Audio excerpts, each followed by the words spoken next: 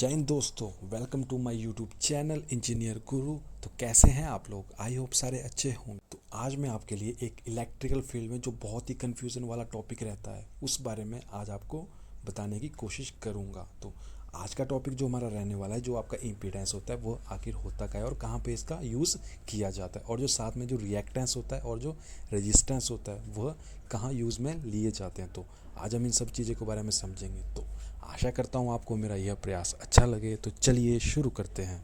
तो शुरू करने से पहले मैं आपको एक चीज़ बता दूं, जो आपका इम्पीडेंस है, रेजिस्टेंस है और जो रिएक्टेंस है, इनकी यूनिट क्या है? सेम है। तो मतलब ये तीनों टर्म आपस में कुछ ना कुछ लिंक जरूर करती होगी।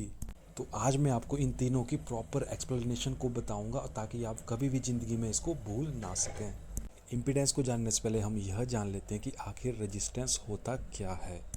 अगर आपने मेरी पिछली वीडियो देखी है तो उसमें मैंने बहुत ही अच्छे तरीके से एक्सप्लेन किया हुआ है। अगर आपने वीडियो नहीं देखी तो प्लीज़ एक बार जाके ज़रूर देख लें। तो रेजिस्टेंस जो हमारा होता है वो होता है जो करंट के बहाव को रोकने का काम करता है। मान लो कोई हमारे पास लोड है जो हमारा 5 एम्पियर पे पर रन करेगा, पर एक्चुअल में क्या है, हमारे पास 7 एम्पियर का लोड है। तो हम उसको कैसे कम करेंगे? हमने पढ़ा है जो रेजिस्टेंस होता है, रजिस्टर होता है, वह उस करंट को कम करने का काम करता है। तो हम एक रजिस्टर लगा देंगे जितनी भी रेटिंग का, तो उससे क्या होगा, वो करंट कम हो जाएगा और जो हमारा इक्विपमेंट या फिर लोड लगा होगा उसको हम इजीली तरीके से चला सकते हैं। जितनी ज़्यादा रेजिस्टेंस की वैल्यू रहेगी उतनी ज़्यादा उसमें रुकावट होगी, जितनी कम वैल्यू होगी उतनी उसमें कम रुकावट होगी। जो रेजिस्टेंस का एक्सप्रेशन होता है वो होता है R=ρL/A। ये शायद आपने पढ़ा भी होगा। तो आपको सीधा सीधा दिख रहा है जो आपका रेजिस्टेंस है वो किस पे डिपेंड करता है? लेंथ पे डिपेंड कर रहा है, एरिया ऑफ प्रोजेक्शन पे डिपेंड कर रहा है, और जो रेजिस्टिविटी है उस पे डिपेंड करता है। करंट और वोल्टेज कहीं दिख रहे हैं? नहीं दिख रहे हैं।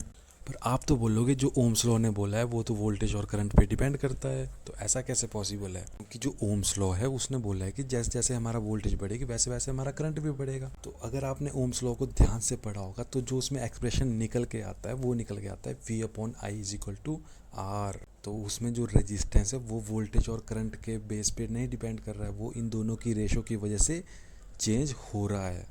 तो ऐसा बोलना गलत होगा कि यह वोल्टेज और करंट की वजह से रेजिस्टेंस चेंज कर रहा है। हम ऐसा बोलेंगे जो रेजिस्टेंस है वह वोल्टेज और करंट की रेशो की वजह से चेंज हो रहा है। अगर आपको ओम्स लॉ के बारे में कुछ डीपली समझना है तो आप मेरी प्रीवियस वीडियो को एक बार जाके ज़रूर चेकआउट कर लें। अब इसी चीज़ को हम एक एग्जांपल के साथ समझेंगे। मान लो हमने 10 वोल्ट की बैटरी के सोर्स के साथ 2 ओम का रेजिस्टेंस लगा दिया, तो उसमें करंट कितना फ्लो होगा? आप बोलोगे 5 एम्पियर। और साथ में हमने एक और इंडक्टर को लगा दिया जिसकी रेटिंग है 0.1 हेनरी।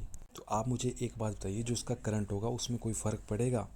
कुछ लोग बोल सकते हैं शायद पड़ सकता है, कुछ लोग बोलेंगे नहीं पड़ेगा। तो फ़र्क पड़ने से पहले आप इतना जान लीजिए, जो इंडक्टर होता है वो आखिर करता क्या है। इंडक्टर क्या करता है, जो हमारे सर्किट में चेंज इन करंट हो रहा है उसको अपोज करने की कोशिश करेगा। क्योंकि अगर हमारा डीसी सोर्स जुड़ा हुआ है तो उसमें करंट को मैग्नीट्यूड और डायरेक्शन चेंज होने के चांस नहीं होते, क्योंकि डीसी में क्या होता है, उसकी डायरेक्शन और मैग्नीट्यूड एक ही उसमें फ्लो करता है।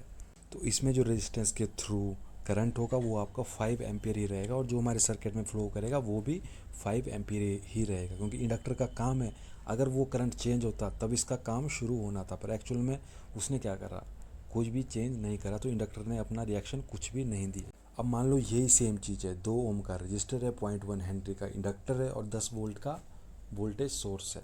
इसको हम आपस में कनेक्ट करेंगे। बस एक चीज़ को हमने चेंज करना है, वो चेंज करना है हमने इसके नेचर को। हमने डीसी की जगह अब हमने एसी के सोर्स को कनेक्ट करना है। जैसे ही हमने 10 वोल्ट एसी को कनेक्ट किया, जो हमारा 2 ओम का रजिस्टर था उस रजिस्टर के थ्रू एक वोल्टेज ड्रॉप होगा, उसको बोला जाएगा V/IR। वही तो ओम्स लॉ ने हमारे को बोला है।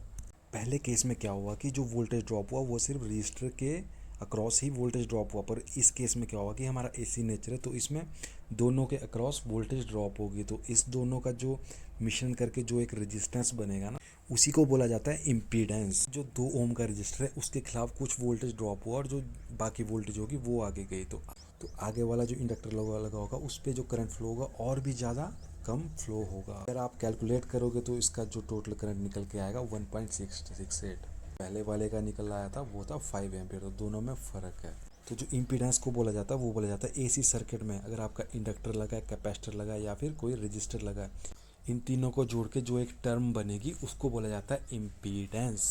डीसी सर्किट में इसको सिर्फ रेजिस्टेंस ही बोला जाता है, बट इन एसी सर्किट इसको इम्पीडेंस का नाम दिया जाता है। जैसे डीसी सर्किट में आर क्या होता है, वी अपॉन आई होता है, तो यहाँ पे Z is equal to V upon I होगा। अगर सिंपल भाषा में इसको समझना है तो जो हमारा इम्पीडेंस होता है वो आपका एसी सर्किट में होता है, और जो आपका रेजिस्टेंस होता है मैक्सिमम टाइम वो आपका डीसी सर्किट में होता है। तो वैसे ही अगर कैपेसिटेंस और इंडक्टेंस की वैल्यू को अगर हम मिला दें तो वो एक टर्म निकल के आती है, वो होती है रिएक्टेंस। तो वैसे ही जो रिएक्टेंस कैपेसिटर के थ्रू होगा उसको बोला जाता है कैपेसिटिव रिएक्टेंस, और जो इंडक्टर के थ्रू होगा उसको बोला जाता है इंडक्टिव रिएक्टेंस। तो जो रेजिस्टेंस को डिनोट किया जाता है वो तो आर से किया जाता है, वो तो आपको पता है, और जो इम्पीडेंस होता है उसको डिनोट करते हैं हम जेड से, और जो रिएक्टेंस होता है उसको डिनोट किया जाता है एक्स से, और जो इन तीनों की यूनिट होती है वो होती है ओम।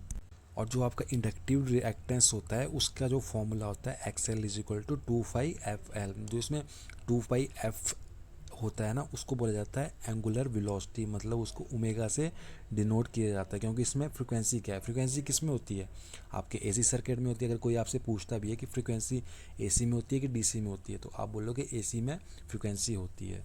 और वैसे ही कैपेसिटिव रिएक्टेंस का जो फॉर्मूला होता है वो होता है 1/2πfc। तो 2πf का मतलब होता है ओमेगा, तो इसका फॉर्मूला बन गया 1/ωc।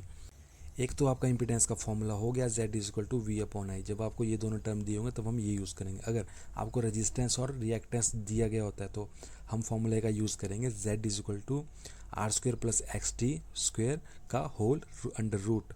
इसमें एक्स टी क्या है, एक्स टी आपका टोटल रिएक्टेंस होता है, जो आप एक्सएल माइनस एक्सी या फिर एक्सी माइनस एक्सएल हो सकता है। तो आशा करता हूँ आपको यह मेरा प्रयास कुछ इन्फॉर्मेटिव लगा हो। तो अगर इन्फॉर्मेटिव लगा है तो प्लीज़ वीडियो को लाइक कर दीजिए। मिलते हैं नए वीडियो में कुछ नए टॉपिक के साथ, तब तक के लिए बाय बाय, टेक केयर, जय हिंद।